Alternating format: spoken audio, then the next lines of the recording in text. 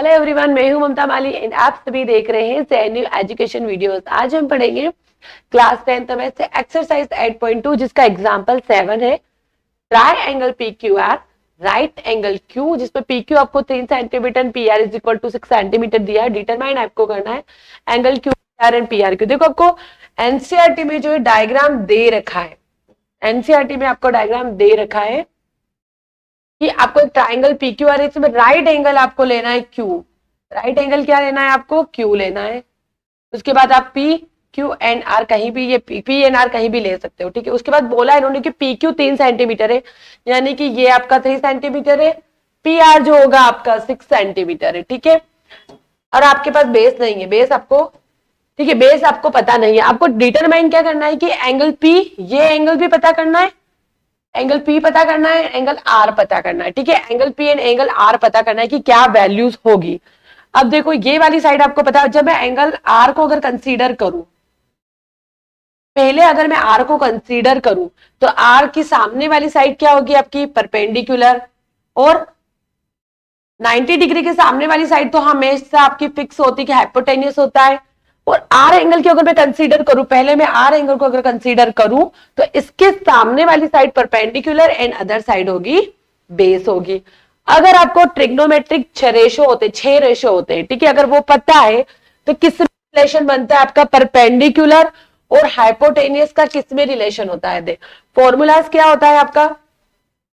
P B P H H B, ठीक है। अब आपको पता करना है कि परपेंडिकुलर और हाइपोटेनियस का कॉम्बिनेशन कहां होता है। तो पी और एच, ये हो रहा है आपका पी और एच। कौन सा फॉर्मूला होता है? साइन। तो साइन का रिलेशन बनता है, ठीक है। एंगल्स आपको पता नहीं है तो sine theta is equal to P upon H. तो मेरे को थीटा कौन सा निकालना? मैंने बोला मैं आर को एज्यूम करती हूँ पहले। तो sine R is equal to perpendicular कितना है आपके पास? 3, हाइपोटेन्यूस कितना है? 6, ठीक है। अगर यहाँ पे डिवाइडेशन दोगे तो डिवाइड हो रहा है, 3 1 जा 3 2 जा, कितना मिला? साइन आर मुझे मिल गया हाफ। अगर आपको टेबल लर्न है तो साइन की अगर टेबल लर्न है तो आप बता सकते हो कि कौन से डिग्री पर कौन सा एंगल होता है, ठीक है। तो देखो सबसे पहले यहां लिखोगे अब साइन, उसकी सारी angle 0 degree, 30 degree, 45 degree, 60 degree and 90 degree, ठीक है। अब आपको 0 पे 0, 1/2, 1/√2, ये आपको भी ऐसे ही याद होनी चाहिए, ठीक है। अब देखो साइन की कौन से एंगल्स पर वैल्यू 1/2 होती है। ये देखो साइन की जो होती है 30 डिग्री पर जो होती है, 30 डिग्री पर एंगल 1/2 वैल्यूज होती है, ठीक है। तो यहाँ पे आप क्या लिखोगे? साइन आर की वैल्यू कितनी मिल गई मुझे?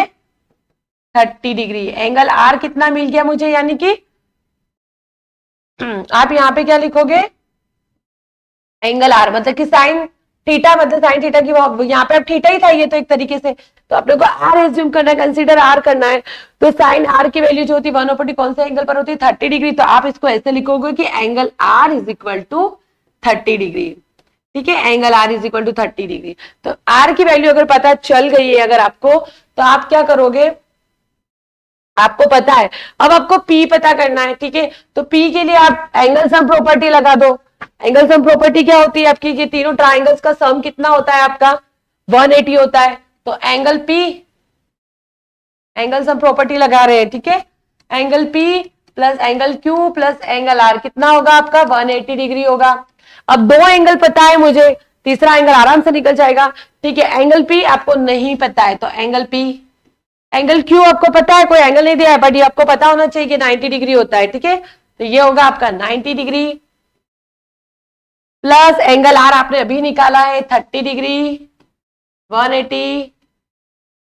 Angle P is equal to 9 और 30 120, ये प्लस है, 120 इज इक्वल टू 180, ठीक है। एंगल पी कितना आएगा आपके पास? 180 उधर जाएगा तो साइन चेंज होगा।